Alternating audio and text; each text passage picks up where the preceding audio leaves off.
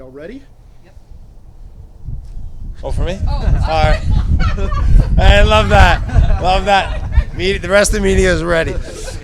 We're ready. Ready or not, it's here.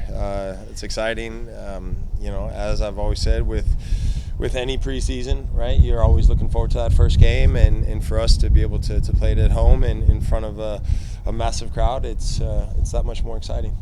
Is there is there one particular thing you learned last year that you've kind of reminded the guys this year about, either positive or negative? Do this or don't do this? No, listen, it's every year is its own year, right? It's a different group of players. It's a different, you could almost go as far, different mentality, a different coaching staff, obviously. Everything's different. So it's not taking, hey, we have to do this differently than we did last year or whatnot. It's a new year. It's a new group, ready to get going. Are you captain? I'm not entirely sure, to be honest, but that doesn't change. That doesn't change how I play. It doesn't change anything within the group. So yeah, all good. Not to aggravate you, but are you playing for another year, or is this? Doug, we've not even started the season, and you're already asking me. That's gonna be your answer. Exactly. Next question. All right. My goodness. That's fair. Mental-wise, how is the team feeling for this first game? Yeah, obviously we had a good preseason in terms of good games, a good understanding of how the manager wants us to play, different areas of what we're going to try to be successful in. But yeah, it's mentally going into it. Like I said, it's exciting. It's a sense of readiness, and one we're looking forward to. That system, 4-2-3-1 that you guys been playing, is it something that you're already getting used to it, just pulling the back? Yeah, I mean, listen, last year we played 4. 4 or 5. It's the principles are more or less the same. Ultimately, it's 11v11, and so those tendencies of certain individuals of what's being asked of the manager. We have an understanding as individuals, but also collectively, and so that part's been good. Okay, and then last one, a few comments of Emmanuel Ladd. How do you see him in the practice? How do you expect him to play this season? Yeah, I mean, listen, obviously he's a player with a huge amount of quality and an immense ability to be strong with the ball. He's got unbelievable pace, and one that we're excited that he's on our side. You're going to your, I believe, 9th MLS season, so just for you, how does it feel to be doing that still with Atlanta United?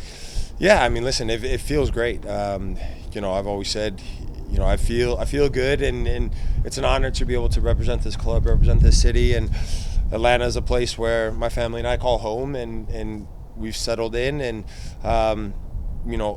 in all areas about this club, we love it, and for me to be able to, like I said, to represent this club, it's a huge honor, and so that part doesn't change. I know every year's different, but do you feel like there's just so much more like optimism going into the season with the addition of Miggy and Lockwood and things like that, just the expectations overall? Yeah, of course, but at the same time, you manage those, right? And I think a lot of that talk and discussion comes from the outside, and us as a group, we're continuing to build, and it may not be perfect on Saturday at times, and that's okay. And it's how we get through those moments throughout the 90 minutes, and how we deal with those moments, and ultimately we want to continue to build and grow as the season goes on, and those guys are certainly going to help us do that.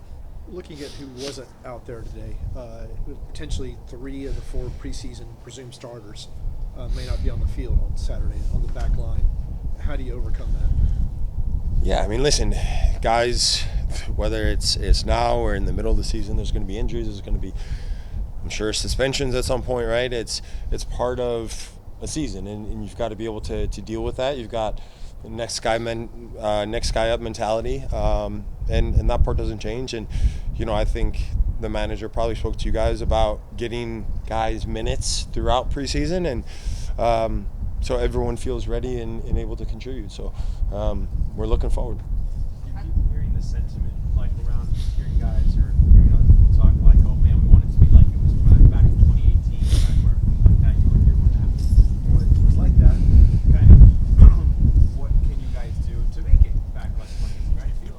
Win a trophy. That'd be nice. Listen, you see those comments, you hear those comments. Of course, ultimately, that's what 2018 represented, right? It represented winning MLS Cup, and that's ultimately what we want to do. And how we get there is going to be a process. It's not going to happen in week 1. It's not going to happen in week 6 or whatever. And we now need to, as a group, continue to build and grow and learn individually, collectively, and together with the staff. And I think if we do that, then we can have consistent performances week to week that put us in a position to be able to compete for trophies. And ultimately that's what we want to do, but that's what every team in this league wants to do, right? So, hopefully we can get back there.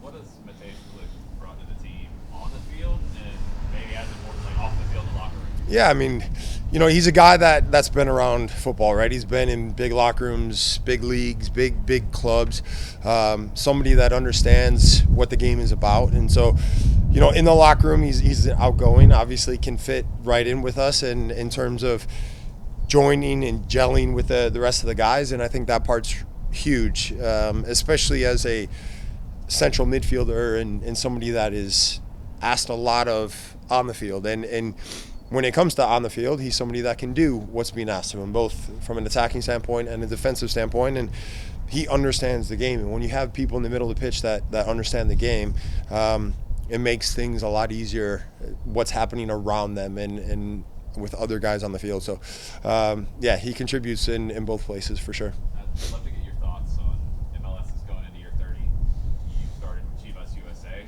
Not with us anymore, sadly. Rest in peace. Yes.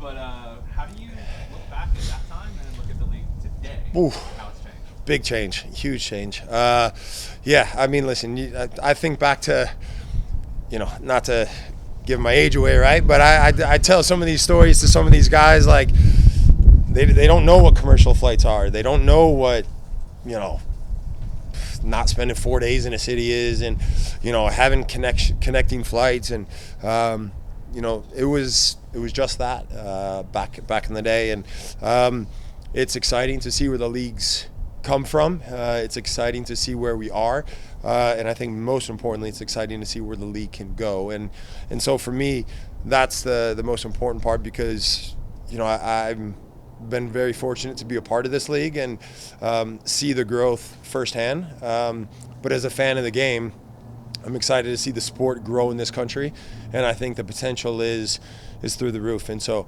that part is really encouraging. Bring folks to Montreal. How tough is it to prepare for a season opener? Obviously, you've played them before, but every team has moving parts and changes in the offseason. Yeah. Just scouting, preparing, how difficult is that for preparing for an opponent? Yeah, I mean, listen, they're doing the same, right? So it's the same for them as it is for us. And you try and look at preseason games and just kind of see what have they changed, what haven't they changed. Ultimately, personnel-wise, there's always going to be changes, but the players that are returning, right, you understand and know their tendencies a little bit, and you try to put the focus and emphasis on ourselves, because we believe in our group, and if we could do that, then we give ourselves half a chance against anyone in this league, or more than half a chance, and so that part's exciting. What do you see from Montreal? What they preparing for them? Yeah, I mean, listen, in terms of their attack, in terms of their personnel, right?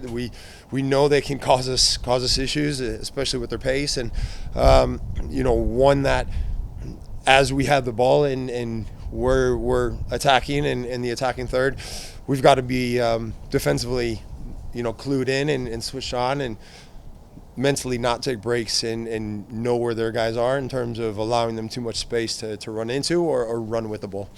Knowing the Sandwich, just how electric do you think it'll be when Mickey takes the pitch for the first time in a while? I think it might be just a tad bit loud in there, but that part's exciting. It puts a smile on my face, because he certainly deserves the reception that I know he's going to get, and I know he's excited not only for that moment, but he's excited to be back and to be able to represent this club again, and I think it's going to be an exciting moment for everyone.